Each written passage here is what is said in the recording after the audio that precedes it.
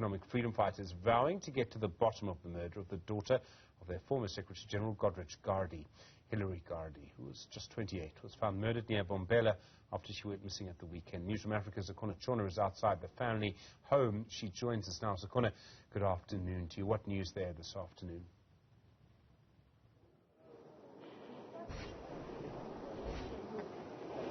Good afternoon, Stephen. So the family has just wrapped up a meeting with the economic freedom fighters, and the family spokesperson, Sinawo Tambo, is here to give us an update. We had been anticipating the announcement, the funeral arrangement announcement. So I'm just going to hand over to the family spokesperson to update us.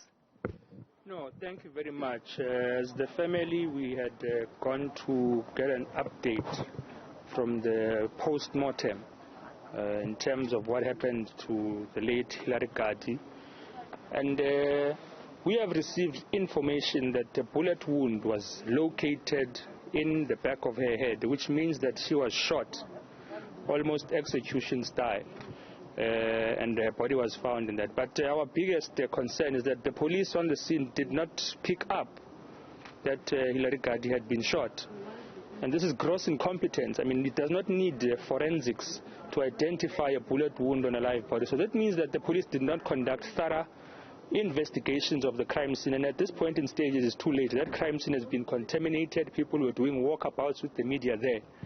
When the police team on the ground had failed to identify that there was a bullet wound, something that is so simple to see, and something that should be part and parcel of recreating the crime scene. And they were unable to do that, and now they can't recreate that crime scene.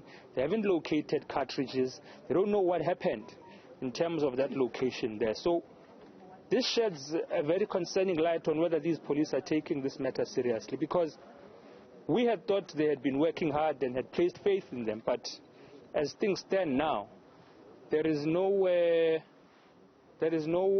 indication that this is going to go anywhere if we allow the South African Police Services to lead this process.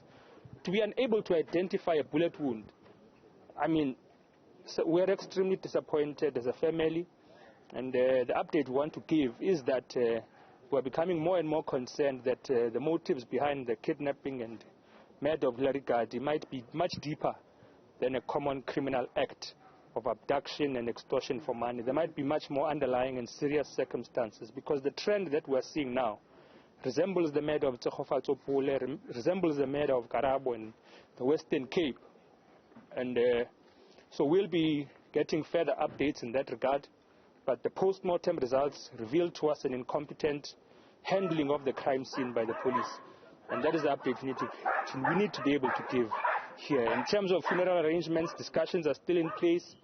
There's been generous offers from funeral parlors and individuals across society which are under consideration and being considered by the family. But we must say to the public that there's a concerning revelation of Hillary having been shot, and the police completely missed that. They removed a body from a crime scene without picking up that a bullet had entered her head.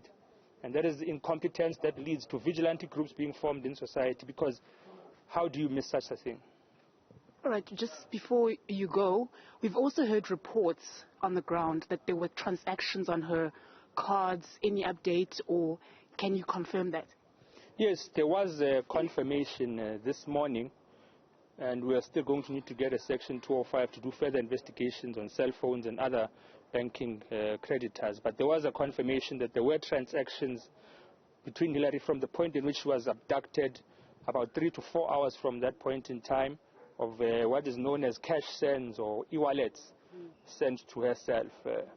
But with the revelation that there was a bullet found in her head, we are also suspecting that this might be a deviation to try and characterize this as a common criminal act. So we are looking at everything with suspicion as this case develops. We do not want to enter the realm of speculation. But one cannot shoot someone in the head for a transaction of 1,300 rand. The risk is too high. So it does not inspire us to believe that this is a common criminal act to steal petty cash, or you can risk a life sentence to steal an amount of money that is not worth it. If you can afford a gun and ammunition, you don't need that much money to conduct a crime. So we will give further updates in regards to that, but we're a family that is not stupid.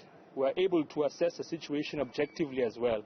And the current developments are casting a huge shadow of doubt on the police services and how they're handling this matter. And they might have set a deadline for themselves when they were unable to do a basic thing of seeing a bullet wound in the back of their head. So we're very doubtful that they'll even meet their deadline if they can't do a basic thing of examining a crime scene thoroughly before removing the body. How are they going to recreate that crime scene now? How will they know which angle she was shot from, whether she was shot running, whether she was shot standing, whether she was shot kneeling? Because they didn't even know she was shot. So they've lost a critical geographical location of this case. They can't recreate it now. The body is gone from that location. So that level of incompetence can jeopardize this entire thing and can mean that these criminals can get away. They might have swept that crime scene.